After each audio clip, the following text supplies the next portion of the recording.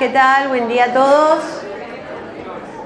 Arrancamos con las clases de hoy y del miércoles. Me presento, yo soy Graciela Calabrese, soy profesora asociada de la Cátedra de Biología Celular y voy a compartir con ustedes algunos teóricos y con algunos la desgracia pobre que me sufren también en la clase de problemas. Vamos a dar vuelta a la hoja, nos vamos a olvidar de lo... Bueno, no nos olvidemos porque vamos a tener que dar después los exámenes regulatorios y los parciales y finales, pero vamos a cambiar de tema y vamos a entrar en el mundo de los ácidos nucleicos, ¿sí? Luego van a retomar un poco algunos conceptos con la doctora Majowicz en cuanto a lo que es regulación de la transcripción, y microscopía con el doctor Favale, y van a reingresar al mundo de los ácidos nucleicos con la tecnología del ADN recombinante, ¿sí? Es decir, con todas las nuevas técnicas de estudio de los ácidos nucleicos, ¿sí?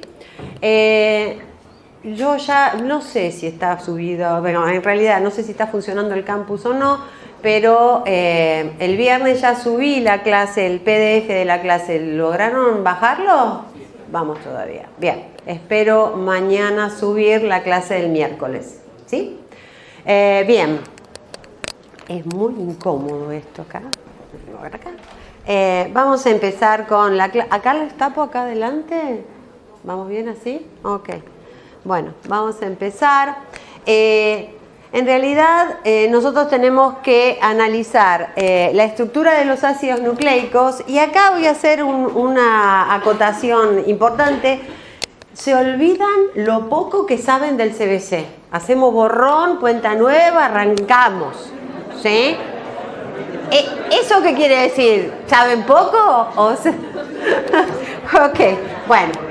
Y vamos a olvidarnos lo que nosotros llamamos preconceptos, ¿sí? Y los psicopedagogos dicen que es conocimiento inespecífico o naif. Se olvidan. ¿Empezamos de nuevo? ¿Ah? Bueno, entonces lo que vamos a ver durante estas clases son la estructura de los ácidos nucleicos, ADN y ARN. A veces se me va a escapar decir DNA o RNA, sea igual. ¿Sí? Y vamos a ver los mecanismos moleculares de la transcripción y de la traducción. Y esto lo hago, lo reitero y digamos, trato de rescatar el tema de que es mecanismo molecular, ¿sí? No es qué es la traducción y qué es la transcripción, sino el mecanismo molecular de ese proceso, el que tenemos que aprender. ¿Está bien? ¿Por qué? Porque después yo voy a tener que justificar con el mecanismo molecular lo que estoy explicando. ¿Bien? Bueno, eso por un lado. En la clase de hoy lo que vamos a ver es estructura de los ácidos nucleicos, los genes, los cromosomas y el núcleo. Parece un montón, pero no es tanto, ¿sí? Entonces vamos a tratar de ver cómo los ácidos nucleicos se organizan, la característica de lo que están codificando y cómo intervienen en los diferentes procesos moleculares a nivel celular. Acá les puse un escrito en el cual ustedes van a ver que es una revista. La revista es una revista de oncología. En esa revista de oncología, esta es del 2017, dice que las histonas acetiltransferasa participan en los procesos oncológicos, en el cáncer. La idea es, yo ahora voy a leer algunos párrafos, lentes mediante, y lo que voy a tratar de que vean es que luego de la clase podemos interpretar una bibliografía científica, ¿sí? Relativamente actualizada. ¿Está? La idea es esa, que entiendan el por qué tenemos que estudiar y cómo tenemos que estudiar este tema. La revista dice que las histonas acetiltransferasas se llaman, las siglas son HAT del inglés, histone acetiltransferase, ¿sí? Van a acetilar la lisina en posición épsilon o en posición alfa, y esto va a determinar la regulación epigenética que controla la expresión génica de la célula. Parece chino, ¿no? Vamos, seguimos. Esa modulación a partir de las HATs lo que hace es prevenir o, por el contrario, aumentar la proliferación de las células tumorales. ¿Sí? Cuando terminamos la clase vamos a volver a leerlo. ¿Ok? Bueno, avanzamos. Mecanismos genéticos básicos son los que ustedes ya han desarrollado, supongo, en el CBC, y ahí lo que podemos ver es que el ADN, el ácido desoxirribonucleico, es transcripto a una molécula de ARN y que esa molécula de ARN en el citosol puede ser traducida para dar una proteína. ¿Sí? Esto es, digamos, lo básico, pero tenemos que tener en cuenta que el ADN puede no solamente ser transcripto, sino que a su vez, como reserva genética, tiene que ser replicado, ¿sí? Y como reserva genética no puede tener errores, entonces vamos a tener que analizar más adelante en la cursada aquellos mecanismos que llevan a lo que se conoce como reparación del ADN, como para asegurarnos que las células hijas que se generen por proliferación tengan la misma información que la célula madre, ¿sí?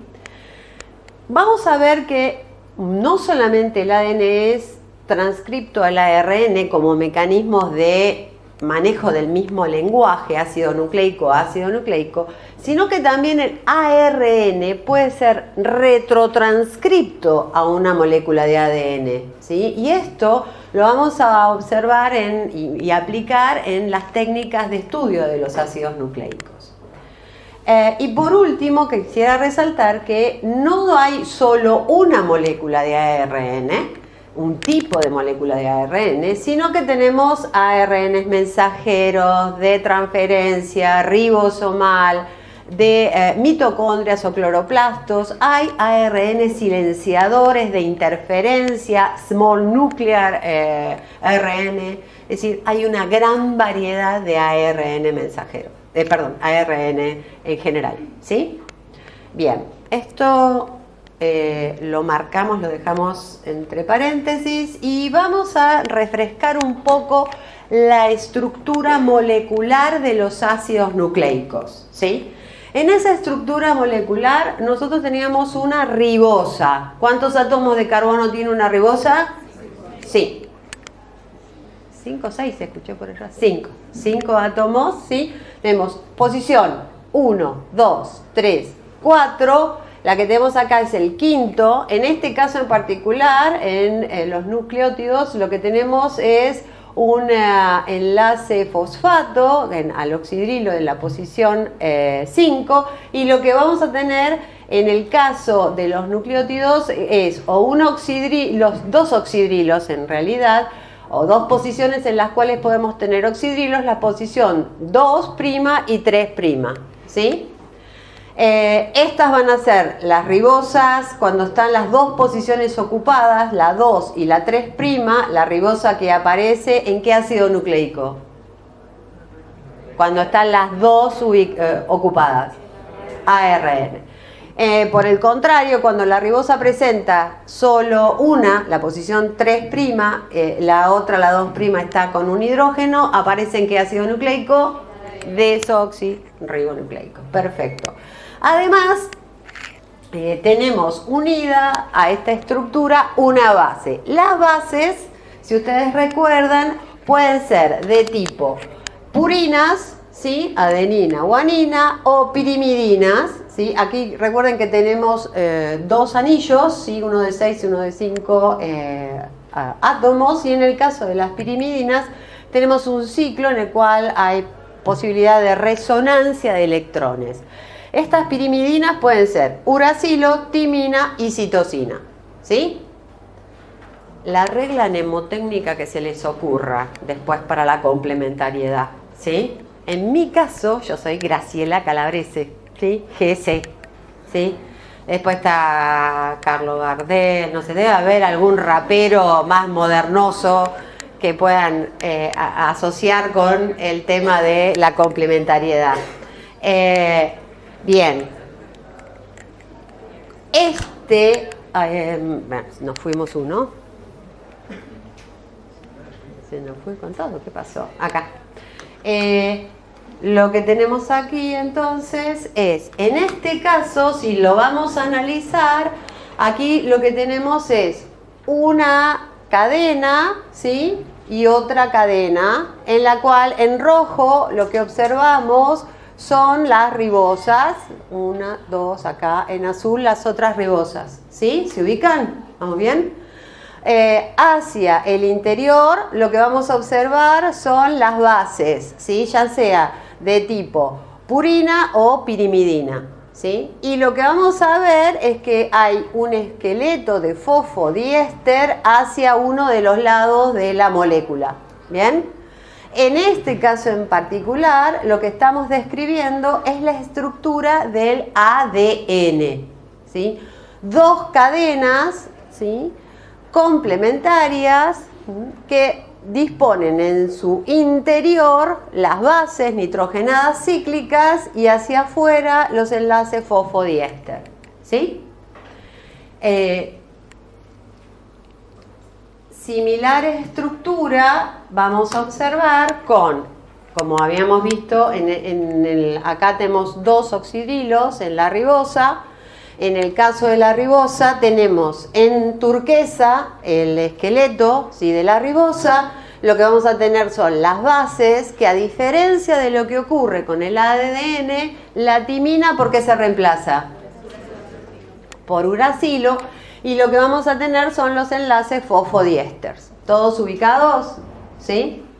En el caso del ARN tenemos una única hebra, ¿sí? Es una molécula única. Bien, en el caso del ADN tenemos 2 hebras que ahora vamos a analizar en cuanto a sus características. Y lo que podemos decir de manera general, pero que después vamos a tener que justificar, es que la hebra de ADN es una hebra que presenta polaridad química, tiene apareamientos complementarios entre sus bases, presenta surcos en el espacio y es una molécula flexible, ¿sí? Todo esto lo tenemos que justificar. ¿Cómo lo justificamos? Es polar. ¿Por qué es polar? Es polar porque si bien nosotros dijimos que teníamos, los ubico en el esquema, tenemos en mostaza, no es una hora para andar diciendo estos colores, pero en mostaza tenemos las pentosas, ¿sí? Las ribosas, aquí también. En verde, ¿sí?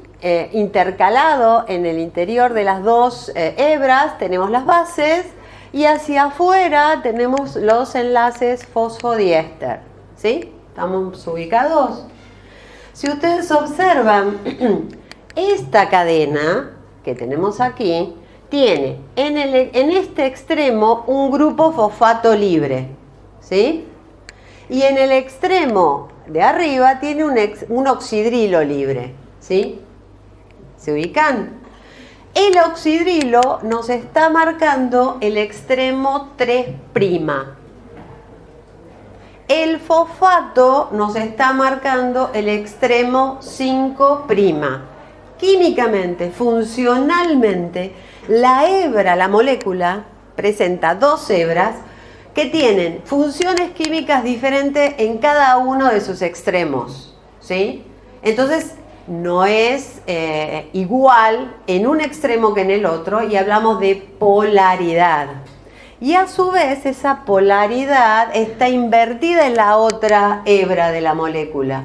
Porque si acá tengo un fosfato en el extremo 5', la hebra complementaria va a tener un hidroxilo en el extremo 3'. ¿Se entiende? Y arriba, ¿qué voy a tener libre? Un grupo fosfato en el extremo 5'. Polar. Diferentes funciones en cada extremo de la hebra de ADN. Dijimos que teníamos un apareamiento complementario de cada una de estas 2 hebras de la molécula de ADN. Ese apareamiento complementario entre las bases depende de las bases, de la posibilidad de ubicar a las bases en el interior de esta molécula, ¿sí? Entonces hay un apareamiento complementario, como dijimos, adenina-guanina, en el caso del ADN, citosina, ¿con quién? Bien. Entonces tenemos, ¿qué dije? Yo creo que lo dije mal, ¿no? Ahora lo estoy escuchando. Bueno, lo pueden corregir después cuando lo escuchen en el teórico. Bueno, entonces tenemos guanina, citosina, adenina, timina, ¿sí? Si se fijan es una purina con una pirimidina. Esto da una complementariedad en el espacio entre las cuales las dos bases se pueden ubicar entre las dos hebras de la molécula de ADN. ¿Se entiende? No puedo poner dos purinas porque quedan muy próximas, digamos, como separadas, y dos pirimidinas porque quedarían muy próximas o se solaparían, ¿sí? Entonces la complementariedad se da por la posibilidad de formar como esos escalones entre las dos hebras, ¿sí? Por otro lado, esto tiene una torsión en el espacio. Las dos hebras se van disponiendo como una soga en alfa hélice, aunque hay otro tipo de rotaciones en la molécula de ADN, lo van a ver más adelante en genética y en química biológica. Vamos a ver nosotros que se tuerce en el espacio, hace una alfa rotación, y esto determina que se forme lo que se denomina un surco mayor, ¿sí? Y un surco más chiquito, ¿sí? Esto tiene importancia funcional para todos los procesos que desarrolla el ADN, en los cuales está implicado el ADN. Esto de formar surcos es una topología, una conformación de la molécula. Como hablamos de la conformación o la estructura de una proteína y que eso interaccionaba por complementariedad molecular, el ADN también interacciona por complementariedad molecular con un infinito número de proteínas, como vamos a ver a lo largo de la cursada y especialmente en estas clases. La interacción acá no es proteína-proteína, como era la enzima y el sustrato, o el anticuerpo con un antígeno, ¿sí? Sino que acá es proteína con la molécula de ADN, ¿sí? Entonces, va a depender cómo ubique las secuencias de sus nucleótidos y cómo estén dispuestas esas secuencias de nucleótido en estos surcos mayores o menores, ¿sí? Entonces, tiene importancia funcional la topología del surco mayor y el surco menor, como vamos a ver. Y es una molécula flexible. Y ahora vamos a ver por qué es flexible. Pero lo que quiero que observen es que nosotros lo que tenemos son dos hebras, ¿sí?, complementarias, antiparalelas, porque una es 3', 5' y la otra es 3', 5' en el otro sentido, pero que en los límites, en la parte exterior de esta estructura química, no se desarrolla un gran número de interacciones. Sí tenemos una gran cantidad de fosfatos que aportan densidad de carga negativa, ¿sí? Pero acá no hay interacciones, ¿sí? Y esto lo que posibilita es que cuando la molécula de ADN, ¿sí?, que es la que ustedes tienen coloreada, ¿sí? Ustedes ven acá que tienen una molécula de ADN, en lugar de tenerla extendida, lo que la vamos a tener es torsionada, ¿sí? Porque acá afuera estarían los fosfatos, acá adentro están las bases y tenemos las dos moléculas. Lo que vamos a ver, las dos hebras, perdón, de la molécula, lo que vamos a ver es que cuando esos surcos interaccionan con proteínas, la molécula se puede, se dobla, ¿sí? Pero no se rompe la molécula, se dobla, es flexible, ¿sí? En este caso lo estamos ejemplificando con una proteína que se llama Tata Binding Protein, ¿sí? Por eso se pone TBP, ¿sí? Tata, y lo vamos a volver a tener este concepto, Tata es porque en este sector de la molécula de ADN hay secuencias adenina-timina, adenina-timina, adenina-timina, ¿sí? Entonces se denominan esas regiones TATA, y esas regiones son reconocidas por la proteína. Y acá hablamos de la topología. ¿Por qué? Porque la proteína va a tener que tener complementariedad molecular con esa región Tata Binding Protein para poder interaccionar. ¿Con qué tipo de uniones va a interaccionar esta Tata Binding Protein? ¿Cómo?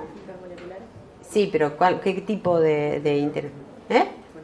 Puente de hidrógeno, ¿cómo se llaman esas interacciones? No covalentes, ¿sí? Si hay un alto número de interacciones de tipo no covalente, puente de hidrógeno, iónica, ¿sí? Incluso hasta de Van der Waals, ¿sí? Que posibilitan que esta proteína interaccione con la molécula de ADN. Acá lo que estamos viendo es que a veces en algunos procesos el ADN, generalmente durante la replicación, va a sufrir torsiones, ¿sí? Y por más que sufra estas torsiones, las células, ya sean las células procariontes como las eucariontes, desarrollan estrategias para evitar ese estrés de torsión, ¿sí? Siempre es flexible, pero no se rompe. Y para evitar, digamos, esto es, por ejemplo, si ustedes tuvieron una bandita elástica, ¿sí? Que es, la bandita elástica es el ADN procarionte, y uno empieza a torcer esa bandita elástica, ¿sí? Bueno, para evitar que se termine rompiendo, la célula lo que hace es hacer un corte estratégico que permita que eso se desenrolle. ¿Se entiende? ¿Sí? Ese corte lo realizan las topoisomerasas, que evitan el estrés de torsión. ¿Por qué? Porque la molécula de ADN es una molécula flexible. Pero la molécula de ADN necesita, digamos, es una molécula altamente estable, ¿sí? Es mucho más estable que la molécula de ARN, por estas dos cadenas, ¿sí? Complementarias y antiparalelas. Esto le da una altísima estabilidad porque no tiene grupos oxidrilos que puedan ser atacados por enzimas, por ejemplo, ¿sí? Por eso la información genética queda en el ADN, mientras que el ARN es más lábil. ¿Sí? Entonces se perdería información si fuera el paquete de reserva de la información celular. Así todo, la molécula de ADN altamente estable puede desnaturalizarse, ¿sí? Puede romperse esa doble hebra, esas dos hebras se pueden separar, ¿sí? Y uno puede desnaturalizar a la molécula de ADN. Esta desnaturalización de la molécula de ADN, como ustedes vieron, hay una gran cantidad de interacciones de tipo no covalentes, ¿sí? Eso la hace muy, muy estable y hay que dar mucha energía para poder separar las dos hebras, ¿sí? En general, la complementariedad molecular entre las bases, entre adenina y timina, ¿sí? Tiene dos puentes de hidrógeno, ¿sí? Esto es clave. Dos puentes de hidrógeno. Esto es clave. Anotamos. Dos puentes de hidrógeno. Guanina, citosina tiene tres puentes de hidrógeno. ¿A cuál de las complementariedades le vamos a tener que dar más fuerza, más energía para separar? Guanina, citosina, ¿sí? Entonces, lo que estamos viendo en este gráfico es la absorción a 260 nanómetros en función de la temperatura. Aumento la temperatura y veo la absorción a 260. La absorción a 260 da idea de la resonancia de los anillos de las bases complementarias, ¿sí? Es para que tengan una idea de eso, nada más. Y entonces, fíjense ustedes que en rojo lo que tenemos es que a medida que aumenta la temperatura, Fíjense las temperaturas con las cuales estamos trabajando. 75, 80, 85, 90 grados centígrados. Altas temperaturas por encima de la temperatura fisiológica normal, que ¿cuál es? O sea, estamos muy por encima de la temperatura fisiológica, ¿sí?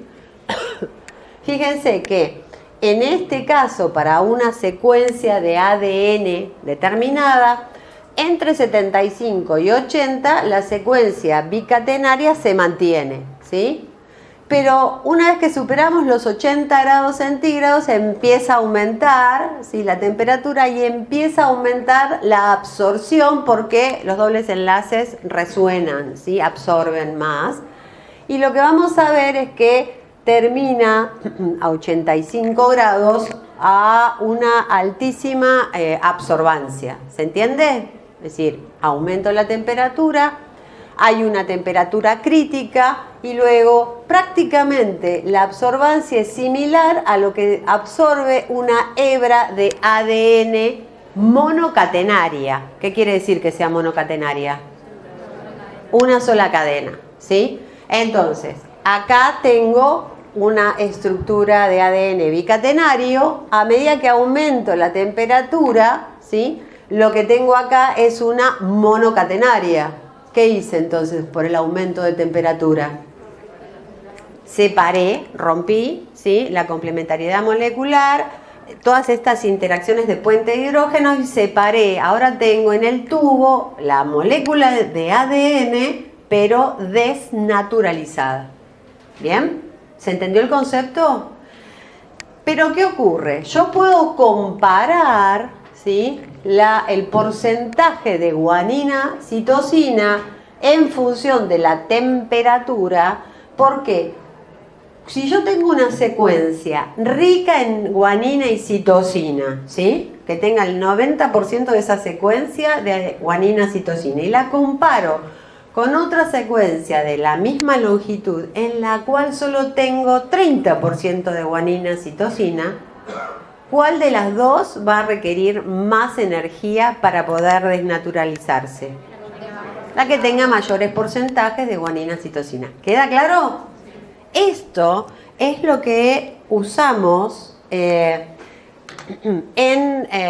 la técnica de PCR, que van a ver luego. Tengan esto presente, que cuando hacemos la PCR, ¿sí?, la técnica de la polimerasa en cadena, usamos esta estrategia, aumentamos la temperatura para desnaturalizar al ADN, ¿sí? Y eso lo vamos a hacer cíclicamente, varias veces y varias veces. Tiene este fundamento, ¿sí? Si lo entendieron aquí, lo pueden aplicar en la técnica. Pero ¿qué ocurre? Como puse acá, atención, estamos trabajando a temperaturas por encima de la temperatura fisiológica, ¿sí? Entonces, la célula, cuando va a replicar el ADN, no aumenta a 80 grados para formar la burbuja de replicación. Trabaja a 37 grados, ¿sí? Entonces, tiene otra estrategia de apertura de la molécula de ADN y ahí aparecen las helicasas, ¿sí? Y nosotros en el laboratorio, además de poder aumentar la temperatura, podemos trabajar a diferente fuerza iónica, ¿sí? ¿Qué quiere decir que trabajemos a diferente fuerza iónica? Aumento la concentración de iones, ¿sí? Acá quiero separar puentes de hidrógeno, ¿sí? Entonces, ¿qué aumento? Fácil. Que desplace el protón y me separe las dos hebras. Algo que tenga carga positiva. ¿Cuál? Calcio podría ser, pero viste que el calcio siempre te compleja cosas. Me metería con algo más neutro. Potasio o sodio, ¿sí? Uno aumenta por encima de la concentración fisiológica y podría llegar en el tubo de ensayo, no en la célula, en el tubo de ensayo, a separar las dos hebras. Y si no quiero usar cloruro de sodio, puedo modificar el pH, ¿sí? O lo bajo o lo subo, pero modifico el pH, modifico la fuerza, digamos, de interacción entre las dos hebras complementarias. ¿Se entendió? Entonces, Esto ocurre en el tubo de ensayo, por eso les puse el Eppendorf. Ahora que ya hicieron trabajos prácticos, saben lo que es un Eppendorf. No ocurre en la célula, ¿sí? Bien, pero nosotros lo usamos en el laboratorio para diferentes estudios. Ahí. A medida que avancemos, yo introduje algunos ejercicios para ver si entendieron los conceptos que tratamos, ¿sí? Están ahí, los pueden contestar tranquilos, y en la primera les dejé mi mail como para trabajar, o si no van por el foro, para ver si tienen problemas con estos conceptos. ¿Bien? Entonces, hablamos polaridad química, apareamiento complementario, surcos o topología, molécula flexible. ¿Bien? Perfecto. ¿Entendieron todo esto? Perfecto. Ustedes entendieron lo que Watson, Crick y Wilkins sacaron en 1950. Largo camino recorrido desde ahí, ¿no? No nos podemos quedar con esos conceptos, ¿sí? Tenemos que subir un escalón más. Acá les presento a Watson, Wilkins y Crick, ¿sí? Y en época de empoderamiento femenino les presento a Rosalind Franklin, ¿sí? Grande. Rosalind Franklin. ¿Por qué Rosalind Franklin? Porque Watson sigue teniendo, vive todavía, la misma cara de loco, es un tipo medio jodido. Watson y Crick tenían todo el estudio teórico de cómo podría ser la molécula de ADN, ¿sí? E incluso tenían formado todo este entramado tridimensional para ver la topología y la complementariedad de bases. Pero, dato crítico para aquel que hace ciencia, no tenía ninguna prueba, digamos, experimental. Eso era una hipótesis, ¿sí? Entonces, Don Watson le dice a Crick y a Wilkins que por qué no se levanta, ¿sí?, a Rosalind Franklin. Le robaron los rayos X. Rosalind Franklin era una excelente cristógrafa, ¿sí? Hacía cristalografía de las moléculas.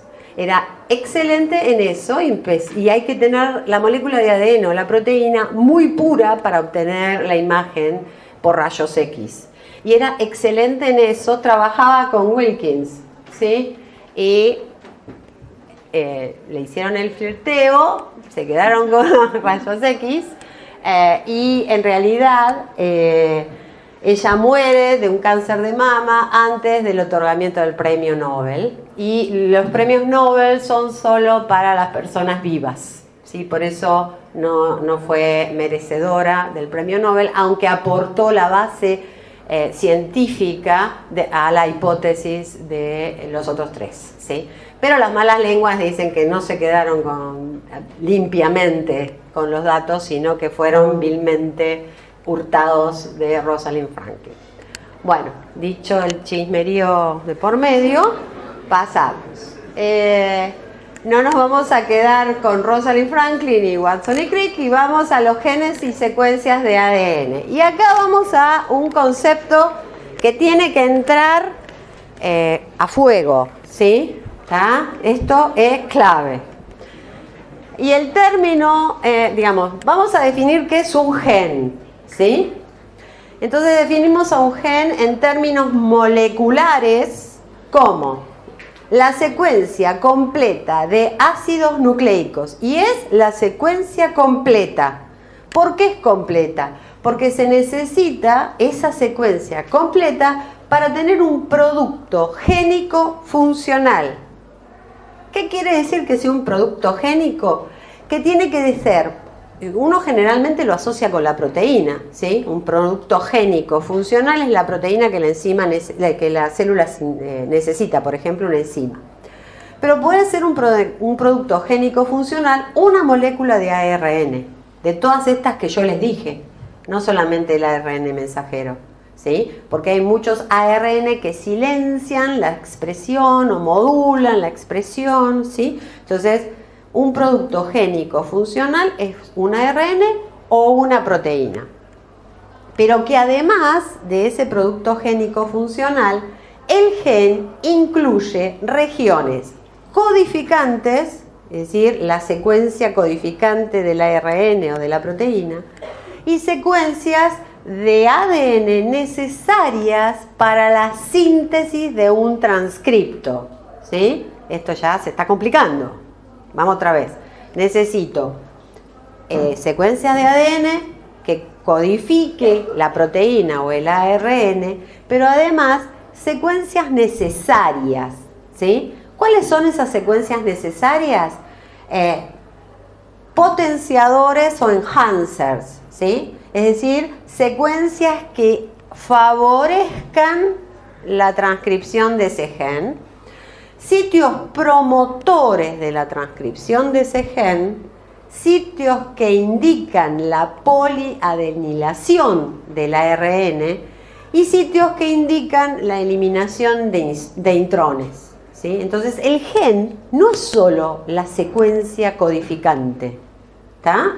Es mucho más complejo, por eso es tan difícil secuenciar genes, ¿sí? Saber la secuenciación completa de un organismo, porque yo puedo secuenciar la parte del gen que transcribe a la proteína, luego cuando es traducida, pero me faltan todas las secuencias reguladoras de esa transcripción y que por definición están incluidas en el gen.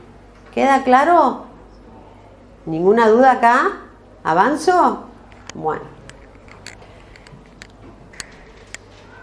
Entonces, ¿dónde están estos genes? ¿Sí? En los cromosomas, ¿sí? Y que en el caso del cromosoma procarionte, otra cosa que nos grabamos a fuego, ¿sí? El cromosoma procarionte es una molécula única de ADN, bicatenario, dos cadenas como tal del ADN, si no, no sería ADN, ¿sí?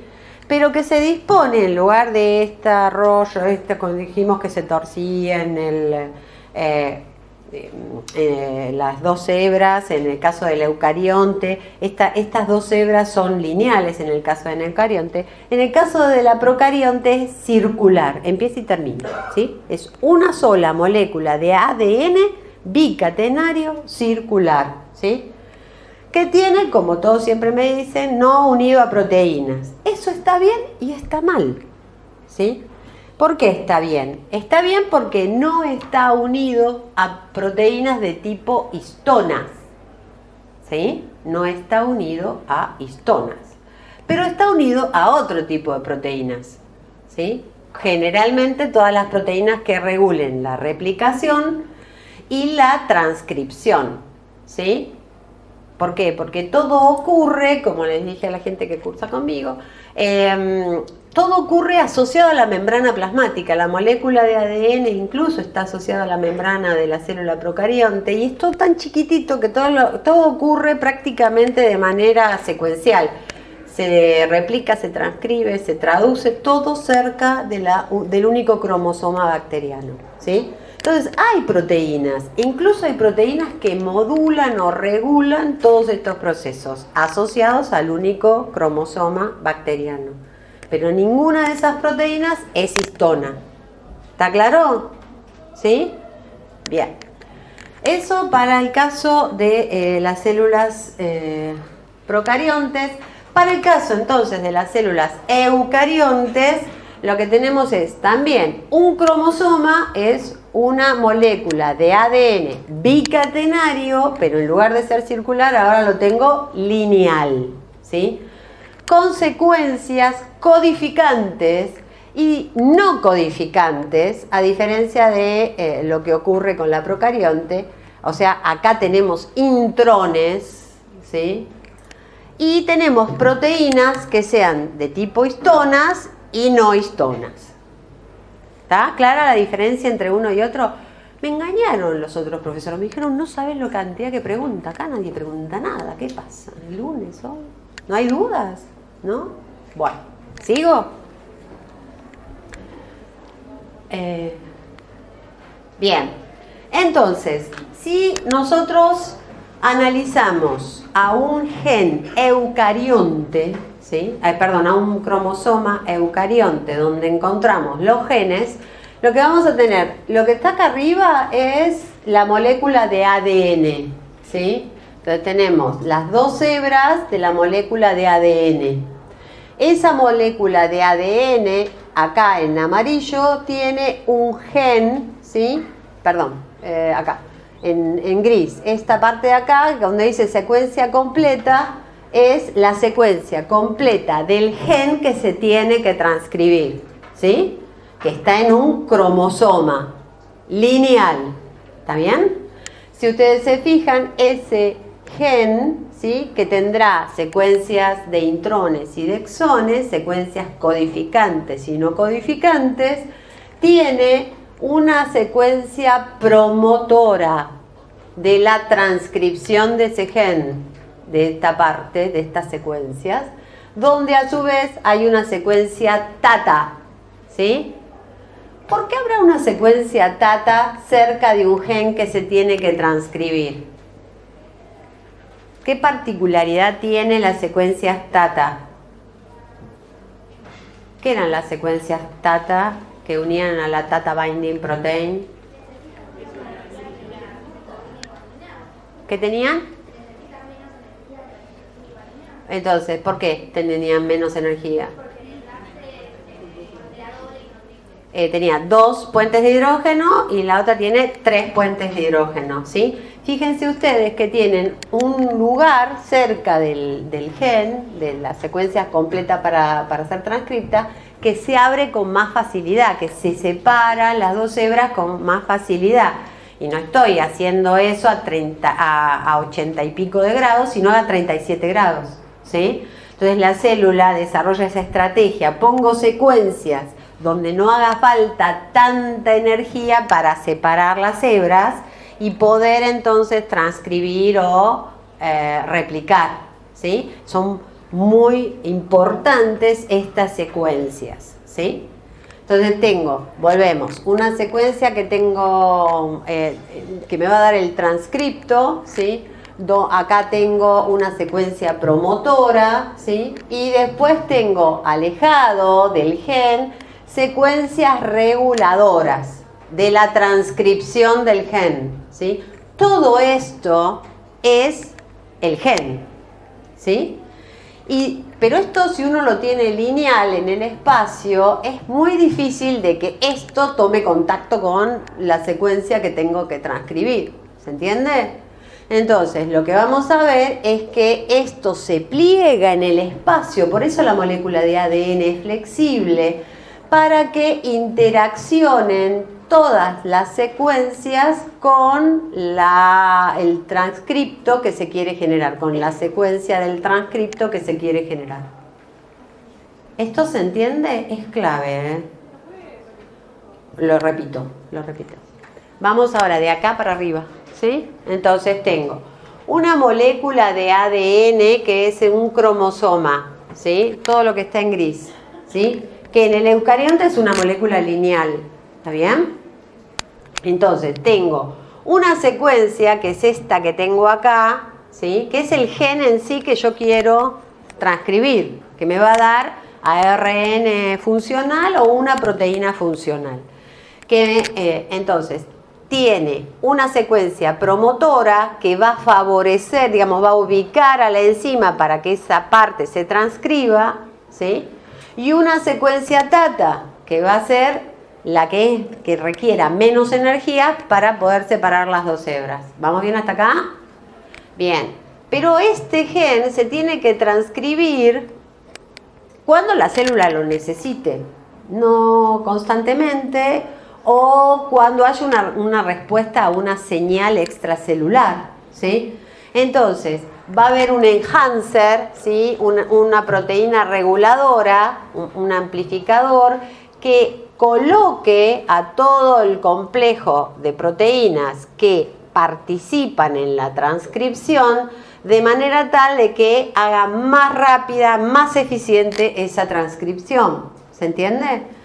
Como todo este complejo de proteínas está asociado a la transcripción de este transcripto de ARN, Lo que digo es que gen es no solamente esta secuencia, sino que la secuencia promotora, la secuencia tata y la secuencia, que serían estas en verde, que modulan, que regulan la transcripción de ese gen. ¿Se entendió ahora? ¿Sí? Eso es un gen. ¿Bien? Bueno. Segunda pregunta, ¿por qué la secuencia tata se separa más fácil que solo la termina tata? Tenés complementariedad molecular entre las bases, ¿sí? Es decir, vos tenés que en realidad no pongamos como complementariedad molecular, complementariedad de bases, ¿sí? Vos tenés una guanina con una citosina, ¿sí? Y una adenina con una timina, ¿bien? Entre la adenina y la timina, cuando veas hacia atrás el gráfico que está marcado, hay dos puentes de hidrógenos, ¿sí? Suponete necesitas 100 kilocalorías para separarlas, ¿está bien? Dos puentes de hidrógeno, 100 kilocalorías. En la guanina citosina se establecen 3 puentes de hidrógeno, ¿sí? Entonces ya con 100 kilocalorías no lo separás, necesitas 150 o 200, ¿sí? Es más estable, ¿tá? Entonces la célula, para tratar de utilizar la menor energía posible en todos los procesos, lo que hace es ubicar estas secuencias tata cerca de donde haya que replicar o cerca de donde haya que transcribir. Exacto. ¿Sí? Y si te fijas con lo que hicimos antes, son secuencias que son más fáciles de separar, por lo tanto requieren menos energía y se desnaturaliza el ADN más fácilmente. ¿Sí? ¿Está? Bien. Bueno. Sí.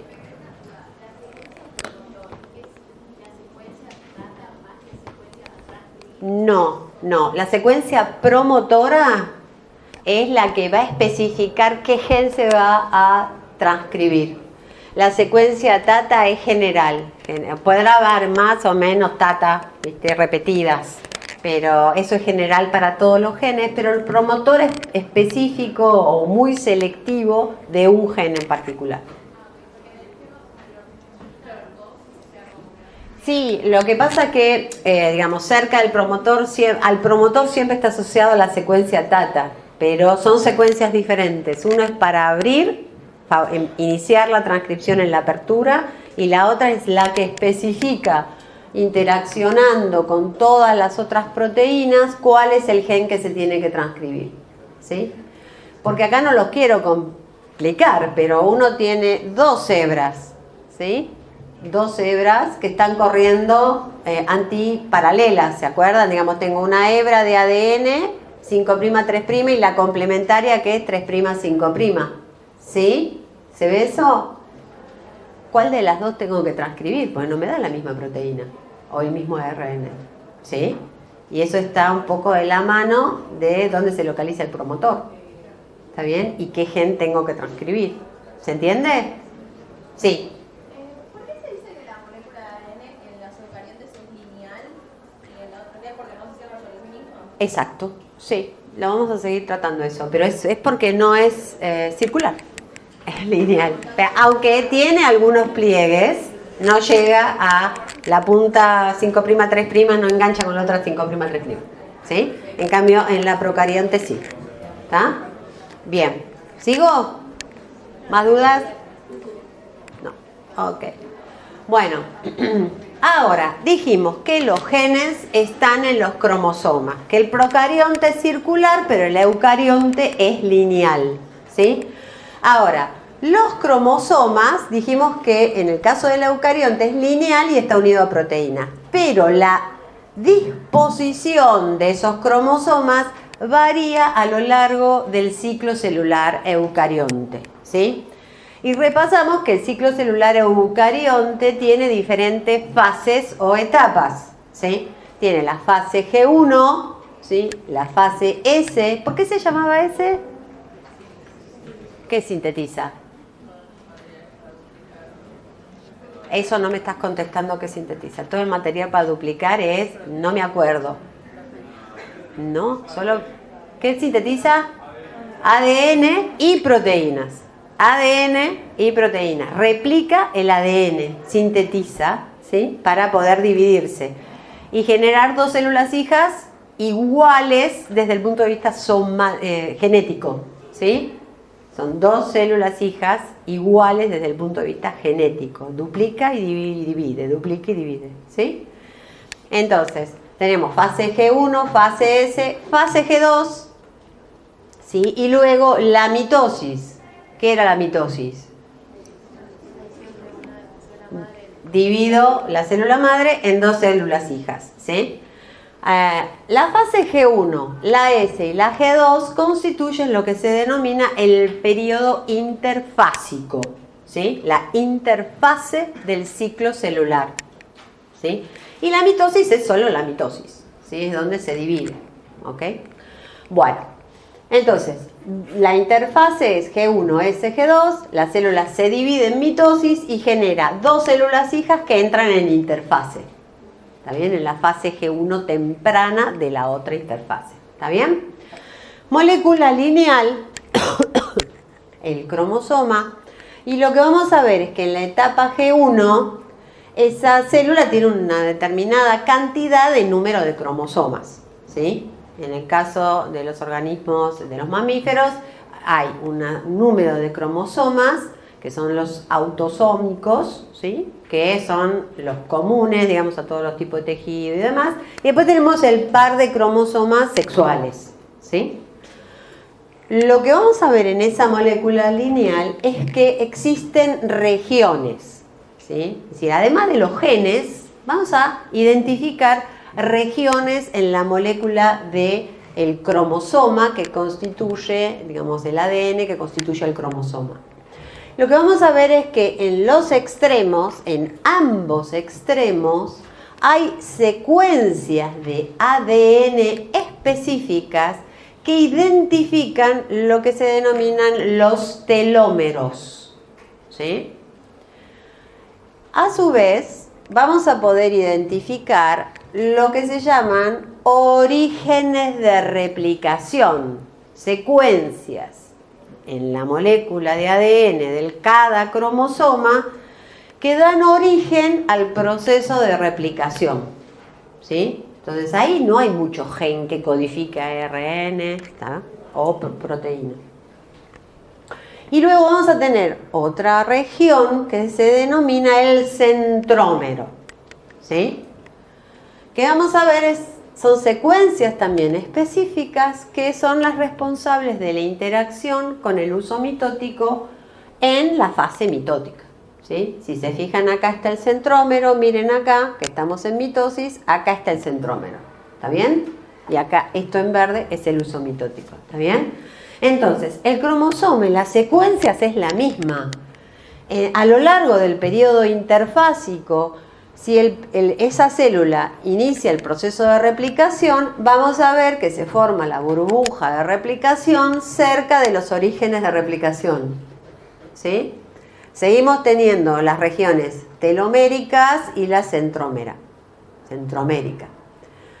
Acá tenemos un cromosoma, ¿sí? Acá se está replicando. Cuando termine de replicarse, ¿cuántos cromosomas vamos a tener? 2, ¿sí? 2 copias del mismo cromosoma. ¿Sí? Son 2 copias de ADN del mismo cromosoma. 1, en este caso, en el gráfico. ¿Se entiende?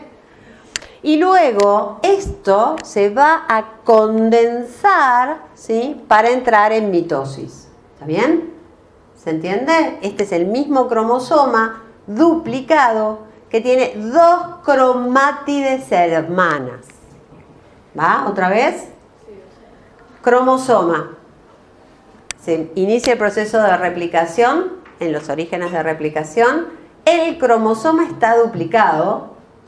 El cromosoma duplicado ahora, lo que vamos a ver es que se condensa en 2 cromátides hermanas. Estas cromátides hermanas después van a ir cada una de ellas a la célula hija que corresponde y van a dar 2 cromosomas para cada una de las células hijas. ¿Está bien? Ahora, Dijimos que en el cromosoma había genes y que esos genes tenían las secuencias reguladoras más las secuencias codificantes y no codificantes, ¿sí? Pero a su vez ahora aparecen otras regiones que son distintas a la del gen. ¿Se entiende esto en el cromosoma? Entonces, lo que vamos a ver es que las secuencias del telómero, digamos, en las zonas donde están los telómeros, en los extremos, hay secuencias de ADN que se llaman en tándem, que en el caso, por ejemplo, del telómero humano son G, G, T, T, A, G, O, ¿sí? ¿Está bien? Esto es un ejemplo, no hace falta que se lo sepan de memoria qué secuencias en tándem tienen, ¿sí? Secuencias en tándem, secuencias repetidas en tándem. ¿Qué quiere decir que sean secuencias repetidas en tándem? Que esta secuencia G, G, T, T, A, G se repite 10, 20 o 30 veces, ¿sí? Esa misma secuencia 10, 20, en el extremo, en cada extremo del cromosoma. ¿Está bien? ¿Se entendió ahí? Además dijimos que teníamos los orígenes de replicación que daban inicio a la replicación del ADN en la fase S, ¿sí? Y tenemos estas secuencias en el centrómero, que son secuencias de ADN que interaccionan a través del cinetocoro con el uso mitótico. Ah, pucha. Cinetocoro, centrómero, acá ya se me complicó, lo vamos a ver más adelante. Pero son secuencias que se repiten, ¿sí? Y que tienen particularidades específicas para su función. Acá la función no es obtener un transcripto, ¿sí? Acá la función es interaccionar con el uso mitótico. ¿Se entiende la diferencia? Y acá la función, vamos a verlo luego cuando lleguemos a replicación, es que cuando se replica el extremo no se pierde información, ¿sí? Y ustedes lo vieron en el caso de los cultivos, que hay cultivos primarios que por la actividad de la telomerasa, ¿sí?, entran en senescencia, ¿sí? Entonces, es a este nivel donde está actuando la telomerasa. Está reconociendo estas secuencias en tándem de cada extremo. ¿Se entendió? Entonces tenemos genes por un lado codificantes que dan un transcripto, pero hay otras secuencias en cada cromosoma asociadas a otras funciones. ¿Bien? Bueno, ahí lo que les muestro es un cromosoma analizado por microscopía electrónica de barrido, en la cual ustedes ven que hay un alto grado de compactación del cromosoma, ¿sí? ¿Esto por qué se los pongo? Porque cuando hablamos de cromosoma, ustedes denle que den las X, ¿sí? Pero las X solo se ven en el cromosoma mitótico. ¿Está claro por qué le pongo esto? No me hagan cromosomas siempre en X, ¿sí? Hay interfásicos y hay mitóticos. ¿Dónde hago la X? En el mitótico, solo en el mitótico. Nada más que en el mitótico. ¿Queda claro esto? Bien. Vamos a ver qué quiere decir secuencias de ADN repetidas en tándem. Entonces, las secuencias de ADN repetidas son secuencias simples. Es como les decía recién, GG, AA, TT, GG, AA, TT, y eso se repite, se repite y se repite, ¿sí? Eso quiere decir que sean simples. Son 5 o 10 pares de base que se repiten, y infinidad de veces. Eso quiere decir que sean secuencias simples. Cortas, porque no son más de 5 o 7 pares de base que se van repitiendo, ¿bien? Y en tándem, porque se repiten N veces. Estas secuencias pueden ser de ADN satélite, que se llaman secuencias en tándem de ADN satélites, que son de 1 a 500 pares de base, que se repiten, se repiten, se repiten, ¿sí? O bien microsatélites de 1 a 13 pares de base. ¿Está bien? Eso es, lo van a ver en genética. ¿Y por qué lo van a ver en genética? Porque en realidad surgen durante el proceso de replicación. Cuando hay un error en el proceso de replicación, se incorporan estas secuencias que luego se heredan, ¿sí? Y son las responsables, por ejemplo, en nuestro caso, en nuestra facultad, las que sirven para, en el Centro de Referencia e Identificación Genética, es el CSI de Farmacia y Bioquímica, Determinar, por ejemplo, paternidad, ¿sí? O por ejemplo, si de las muestras obtenidas es el violador, ¿sí? Se compara el ADN de la persona agredida por la violación con 3 o 4 potenciales violadores, y esas secuencias satélites dan un patrón de bandas que indica una probabilidad mayor de que tal persona sea el padre o probabilidad mayor de que tal persona sea el violador, ¿sí? Fíjense que son importantes estas secuencias de ADN, ¿sí? Satelital o microsatélites. Y además estas secuencias se asocian a varias enfermedades de tipo genético, por ejemplo, las enfermedades neuromusculares, ¿sí? Así se repiten, parecen que solamente sirven para algunas funciones, pero su alteración o el patrón de estas secuencias en tándem repetidas nos da idea de estudios genéticos que posibilitan determinar paternidad o problemas judiciales. ¿Las secuencias están siempre en los telómeros entonces? No. Fíjate que, fíjate que también hay en el centrómero secuencias de ADN, ¿sí?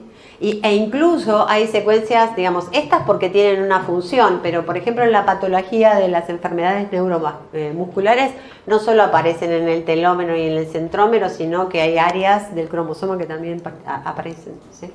Es decir, no es les hice el hincapié de que son relacionadas a una función, pero aparecen, tienen dispersión en el cromosoma. ¿Y se heredarían las enfermedades también? Sí. Por eso uno ve que si aparecen o no la predisposición de heredar según sea dominante o recesiva y demás. Eso lo van a ver todo en genética. Bueno, como si esto fuera poco, además de las secuencias en tándem de los genes, de las secuencias reguladoras de la expresión de los genes, tenemos secuencias transponibles en el cromosoma. Estas secuencias transponibles son secuencias de ADN repetidas, volvemos, simples, cortas, que se repiten, pero que están dispersas, y lo más llamativo es que se pueden mover a lo largo del cromosoma, ¿sí? Y se los identifica como simbiontes moleculares. En general, todos tenemos de esa, da un poco de así sorpresa y un poco de temor que uno tenga moléculas de ADN que van moviéndose de un cromosoma a otro en el mismo cromosoma.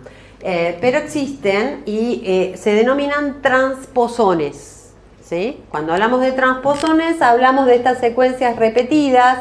Y por ejemplo tenemos un cromosoma, como que tenemos aquí arriba marcado en anaranjado el gen o la secuencia en realidad movible, que tiene una particularidad y características moleculares en su secuencia que permiten que se separe del cromosoma, ¿sí? Y que vaya a otro cromosoma o a otra secuencia dentro del mismo cromosoma, ¿sí?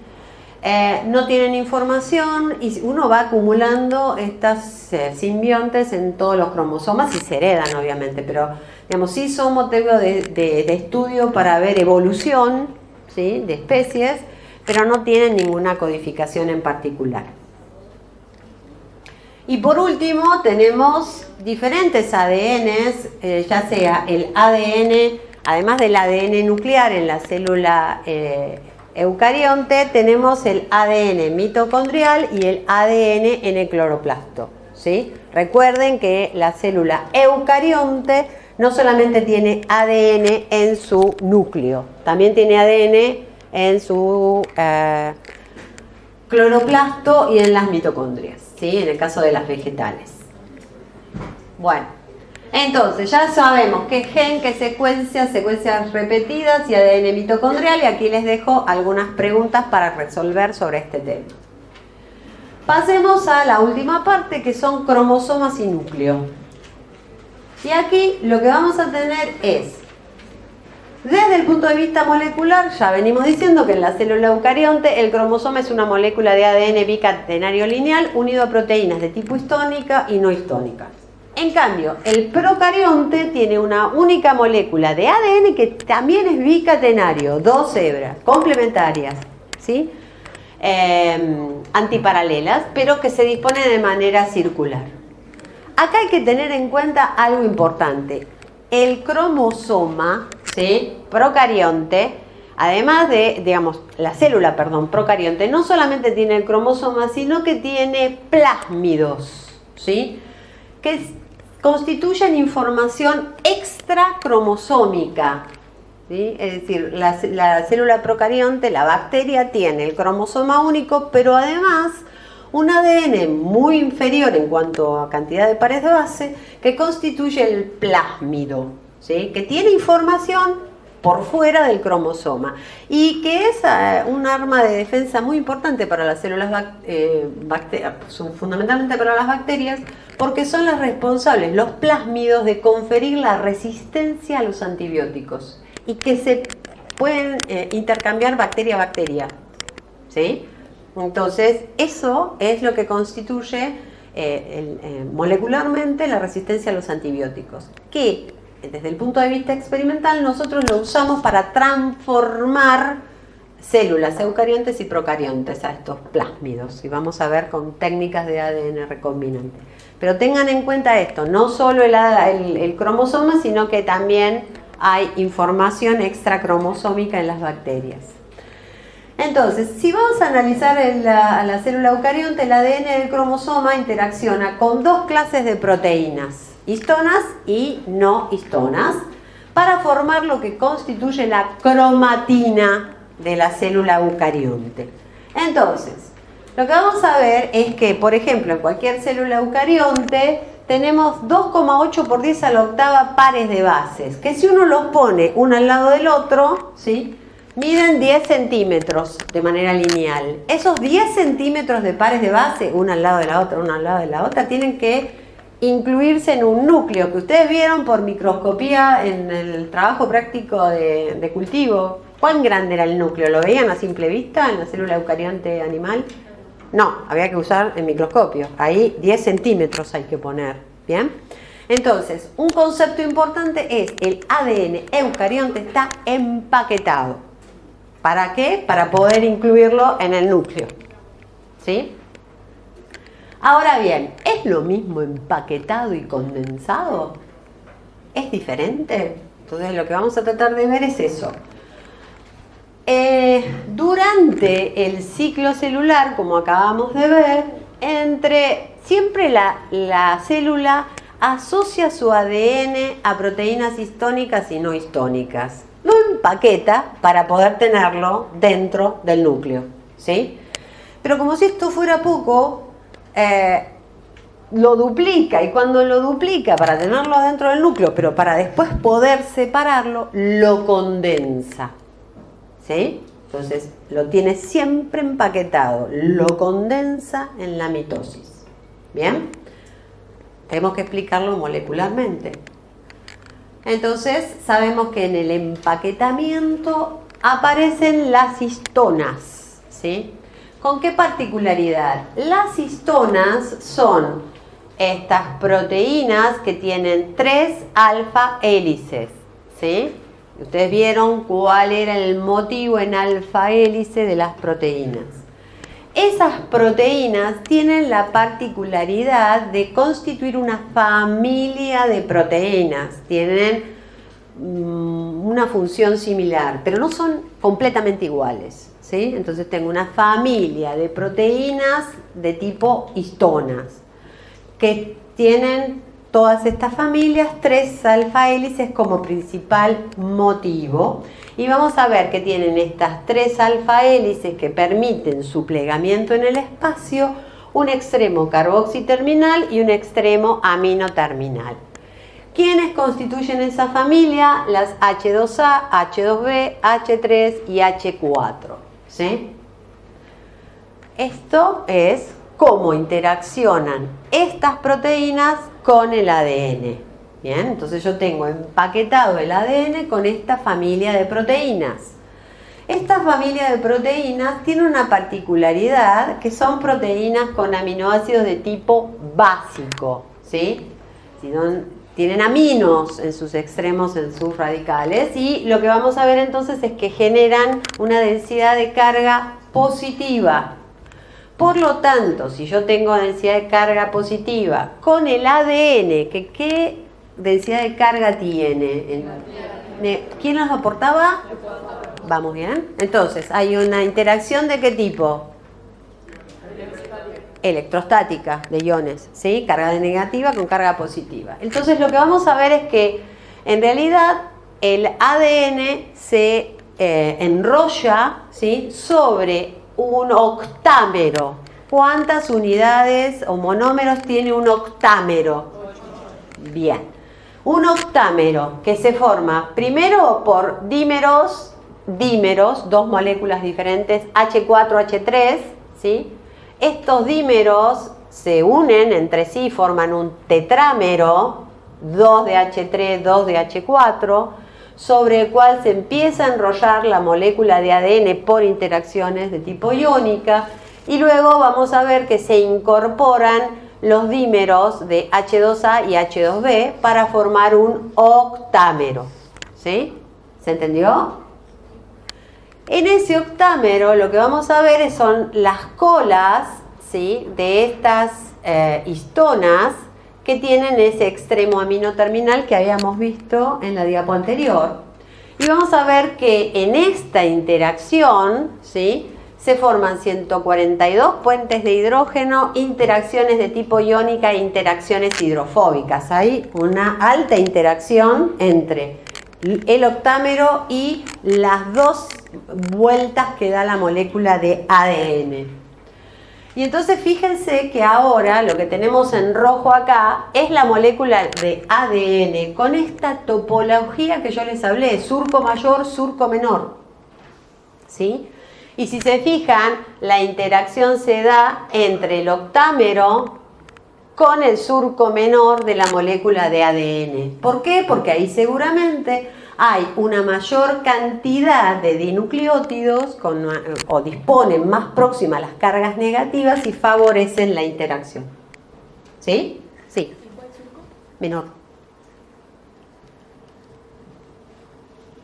Ahora, fíjense ustedes que tenemos el octámero, ¿sí? Con las dos vueltas de la molécula de ADN. Recuerden que el ADN, el cromosoma era lineal, da dos vueltas sobre el octámero y tenemos una secuencia espaciadora, ¿sí? Entre un octámero y el otro. ¿Se ve? Esto constituye lo que se denomina el nucleosoma, que es la unidad de empaquetamiento, ¿sí? Ahora bien, yo tengo esta estructura en la molécula de ADN, ¿sí? Y la quiero estudiar, entonces lo que voy a hacer es tratar de aflojar esas interacciones, ¿sí? Una opción que tengo, si acá yo tengo fuerza iónica, digamos, si tengo interacciones de tipo iónico, modifico la fuerza iónica y eso se empieza a aflojar, ¿sí? Es decir, bajo las interacciones entre los fosfatos y las histonas. Otra opción que tengo es tratarlo con una endonucleasa, ¿sí? ¿Qué quiere decir que es una endonucleasa? A ver qué se imaginan. ASA. ¿Qué tipo de actividad va a hacer? Degrada. Es una enzima, es una proteína que degrada. ¿Qué degrada? Nucleasa. El núcleo no lo va a degradar, pero sí el ADN. El ADN. Degrada el ADN. Degrada el ADN en el medio de la molécula de ADN. Es endonucleasa, no exonucleasa, que son los polos, los extremos, ¿sí? Entonces va a degradar, reconoce en su sitio catalítico secuencias del ADN, ¿se entiende? Y lo puede hidrolizar, ¿sí? Entonces lo que voy a hacer es cortar. ¿Cuáles corto? Estas que son las espaciadoras. ¿Por qué? Porque la endonucleasa es más fácil que acceda a esta secuencia de ADN a través de su sitio activo que a esta que está acá. está enrollada, interaccionando. Imagínense que es un tanque que quiere degradar algo y cuanto más accesible sea ese sitio activo, lo que tiene que degradar, más fácil el proceso de degradación, ¿sí? Por eso se generan estas partículas del nucleosoma, ¿sí? Y luego el ADN que estaba interaccionando con el octámero de histonas, lo puedo separar aumentando la fuerza iónica. ¿Se entiende? ¿Sí? Esto es para que entiendan el tipo de interacciones, que es lo que les preguntamos después, ¿sí? ¿Cómo interacciona? ¿Qué tipo, cómo contribuye cada molécula en su interacción? ¿Por qué contribuye? ¿O qué zona de la molécula? ¿Sí? ¿Se entiende? Bien. Sí. A mí no me quedó claro por qué el ADN tiene carga negativa. Vos tenés las dos hebras, ¿sí? Con la base, con la ribosa, ¿sí? Formando como el esqueleto de cada una de esas hebras, con el fosfato para un lado y las bases para otro. El fosfato es externo y el fosfato tiene densidad de carga negativa, ¿sí? Ahora bien, en la célula dijimos que eran 10 centímetros que había que poner en el núcleo, ¿sí? Entonces en la unidad de empaquetamiento tenemos al nucleosoma, pero a su vez las colas de las histonas, ¿sí? Pueden interaccionar entre sí, pues estamos teniendo cargas también de una y de otra, y entonces eso hace que los nucleosomas se aproximen, que no es que está todo extendido, sino que se aproximan. Y como si esto fuera poco, existe otra histona que es la H1, que permite que la mayor interacción entre un nucleosoma y el otro, ¿sí? Es por fuera del nucleosoma, pero es de tipo histónico y a través de la interacción con las colas acerca dos nucleosomas, ¿sí?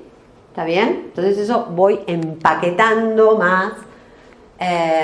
Bueno, y acá les pregunto qué tipo de interacciones se establecen entre las colas de histonas.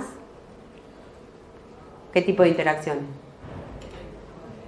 No covalentes. No covalentes, iónicas, ¿sí? Puentes de hidrógeno, ¿sí? Bien.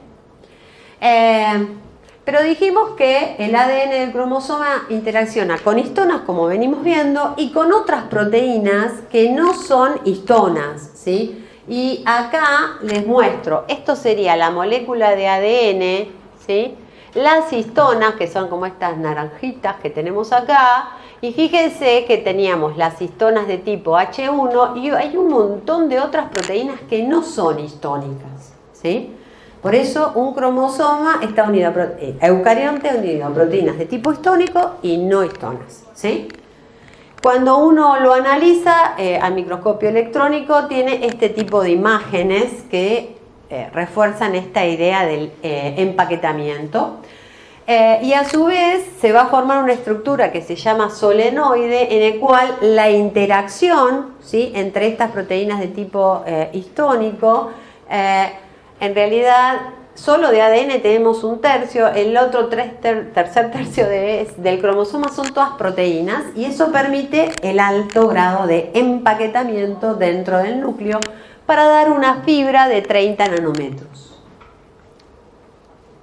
¿Qué otras proteínas tenemos? Bárbaro, tengo la fibra empaquetada, pero lo tengo que tener más o menos organizado ese cromosoma para dar lugar a un cromosoma en la célula. Y lo que voy a ver, esto es un cromosoma, se llama plumado, ¿sí? Lo tienen algunas especies. Lo que ven ahí todo fluorescente es al cromosoma que está empaquetado y a su vez se organiza, ¿sí? Ven que tiene como un eje. Acá tienen el ADN unido a proteínas de tipo histónico.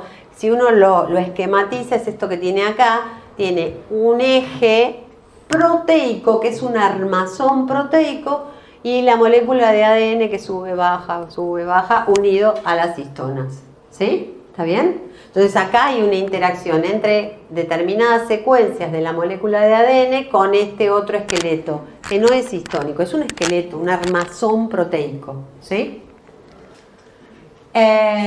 Y entonces lo que tenemos acá es el armazón proteico y las secuencias de ADN, ¿sí? ese esqueleto proteico lo que va a dar es que en algunas oportunidades va a permitir que se desempaquete para que el gen, supongamos que está acá arriba, pueda ser transcripto. ¿Está bien? Ahora bien, si esta es la secuencia de ADN, ¿sí? Toda la que tenemos acá, formando esos rulos, esos bucles, e interaccionando con el esqueleto proteico, lo que vamos a ver es que hay secuencias en la molécula de ADN que interaccionan con el esqueleto. Volvemos, secuencias de ADN que por complementariedad molecular interaccionan con una proteína. No cualquier proteína, sino la proteína que los organiza. ¿Se entiende? La interacción es por complementariedad molecular entre el ADN y el esqueleto proteico. Pero para mantenerlo unido, ¿sí?, entre sí a todo ese cromosoma, hay otro grupo de proteínas no histonas, que tampoco es el armazón, sino que son coesinas. Cohesionan las coesinas al ADN para formar este tipo de estructura. Esta es la molécula de ADN, ¿sí?, unida al esqueleto, al armazón proteico, y a su vez lo mantienen unido como candados, ¿sí?, que son proteínas del mantenimiento estructural de los cromosomas, ¿sí? Entonces, estas son todos ejemplos de proteínas no histónicas. ¿Está bien? ¿Se entiende la diferencia? Son estructurales. Incluso acá hay otras proteínas de esta familia que se llaman condensinas, que no cohesionan, condensan al ADN. ¿Y cuándo van a ser importantes estas proteínas condensinas? En la mitosis, cuando se condensa el cromosoma. ¿Bien? Entonces, acá tenemos un cromosoma interfásico, ¿sí?, empaquetado, sigue estando empaquetado, pero antes de entrar a la mitosis, lo que vamos a ver es que se condensa. ¿Está bien? Y ese es un cromosoma condensado, empaquetado y condensado. Entonces, resumiendo, tenemos que vimos que es el cromosoma, la cromatina, la morfología del cromosoma, las moléculas que participan en el empaquetamiento y las que participan en la condensación. Lo que quiero, ya estamos terminando, es que quede claro que el proceso de empaquetamiento y de condensación es dinámico. No es que una vez que se empaquetó queda así, no es como el paquete que trae Mercado Libre, ¿sí?, sino que esto es fluctuante, va modificándose cuando, en función a la actividad transcripcional, si yo quiero silenciar, la célula silencia una gran cantidad de genes, empaquetando de una manera particular, o se modifica durante la replicación. En función a la actividad transcripcional, lo que vamos a ver es, los ubico, esto es el octámero, ¿sí?, las histonas. Lo que tenemos alrededor es la molécula de ADN.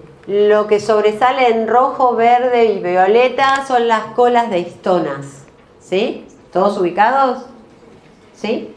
Las colas de histonas pueden modificarse, lo que se denomina post-traduccionalmente. Este mecanismo lo van a ver con la doctora Mahorwi. Pero una vez que se sintetizaron, una vez que ya están relacionadas con la molécula de ADN, pueden modificarse químicamente.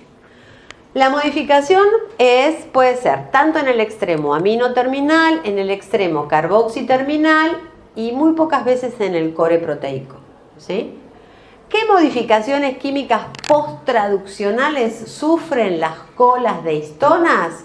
Fosforilaciones, metilaciones, acetilaciones y ubiquitinizaciones, ¿sí?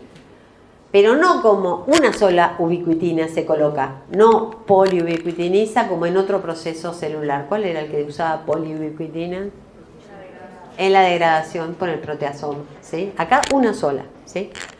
Estas modificaciones post-traduccionales con este tipo de modificación se realiza de manera covalente, ¿sí? Es decir, le pongo un fosfato, le pongo un acetilo, le pongo un metilo de manera covalente. La particularidad, vamos a ver, es que estas modificaciones posttraduccionales son reversibles, ¿sí? ¿Esto qué quiere decir? Yo tengo una enzima, ¿se acuerdan de la HAT que hablé? De la histona acetiltransferasa que arrancamos. Esta histona acetiltransferasa lo que le va a poner es un grupo ¿qué? Acetilo. ¿A qué cosa le pone el grupo acetilo? Es histona acetiltransferasa, a la cola de histona, ¿sí? Pero va a haber otra histona desacetilasa que se lo saque, ¿sí? ¿Está bien? Y acá tenemos una metiltransferasa, pero a su vez vamos a tener una demetilasa que le saque el grupo metilo. ¿Se entiende? Entonces, si ustedes se fijan acá, yo tenía el gen ubicado acá entre el ADN en esa secuencia espaciadora entre los dos nucleosomas. Los nucleosomas estaban como el 60 o el Sarmiento cuando va Moreno a las 6 de la tarde. ¿Está bien? El pobre gen está en el medio, ni siquiera se puede agarrar de ningún lado. Y tiene que decir, yo me transcribo, y tiene que venir la RNA polimerasa. No pasa ni el policía por ahí, ¿sí? ¿Se entiende? Lo que va a haber es un alto grado de empaquetamiento. Si yo tengo que transcribir ese gen, lo que voy a hacer es metilar las colas, acetilar las colas. ¿Por qué?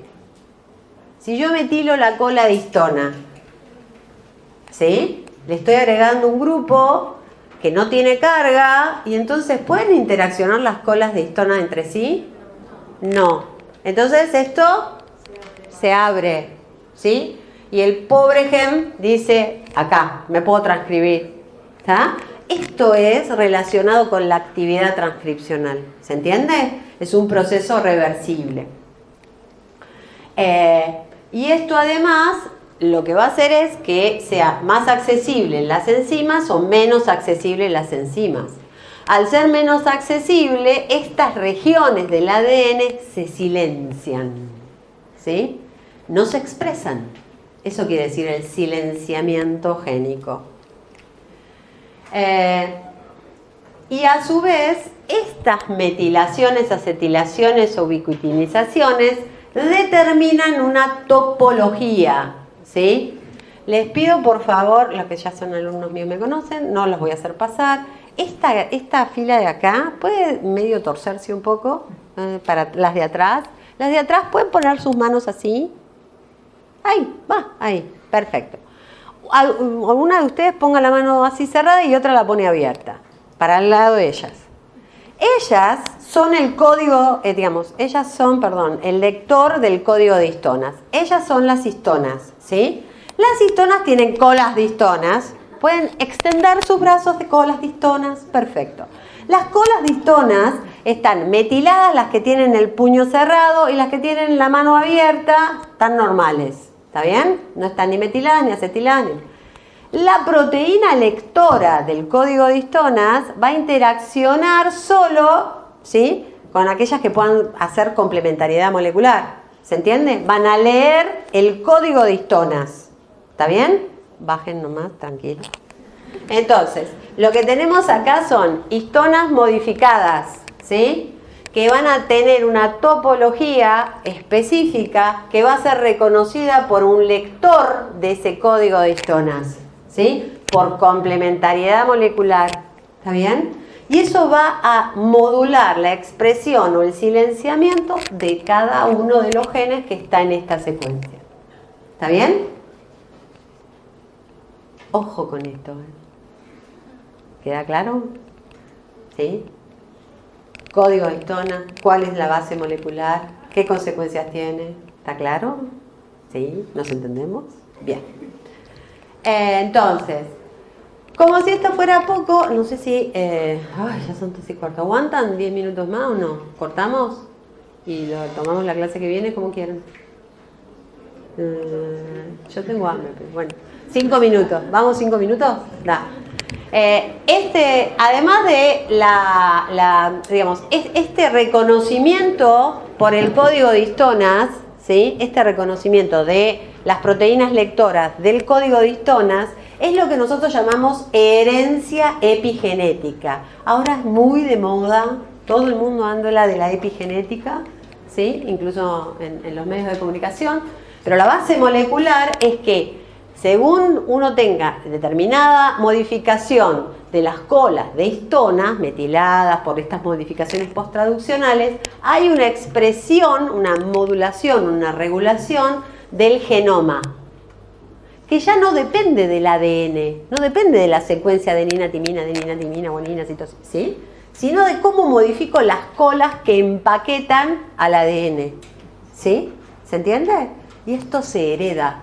Además de que haya modificaciones del ambiente sobre nuestro genoma, se hereda, ¿sí? Y esa es la modulación, la herencia epigenética, la modificación posttraduccional de las colas de histonas.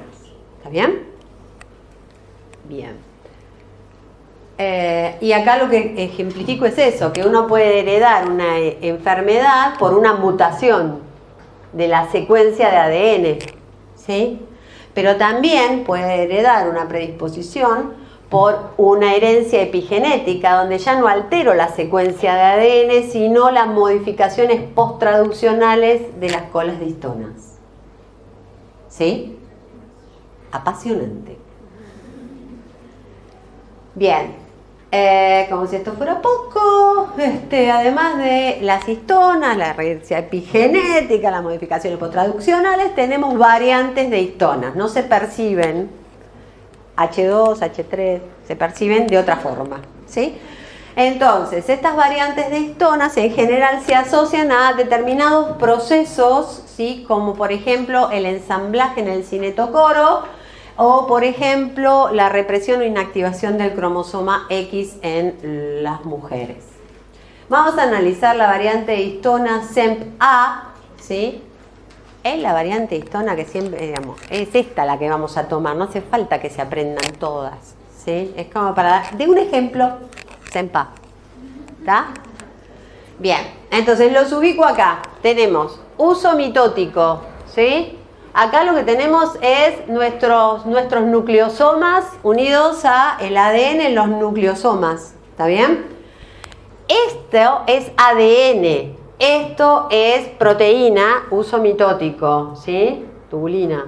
Lo que vamos a tener es cómo interaccionan entre sí. Entonces lo que tenemos es que el ADN, esas secuencias repetidas en tándem que estaban en el centrómero, están unidos a SEMP-A, a una variante de histona, ¿sí? Que tiene la particularidad de interaccionar con un grupo de proteínas que se denominan proteínas de la placa cinetocórica. Entonces, la variante tiene una función, lo empaqueta, ¿sí? Pero a su vez interacciona con las proteínas de la placa cinetocórica para interaccionar con el uso mitótico.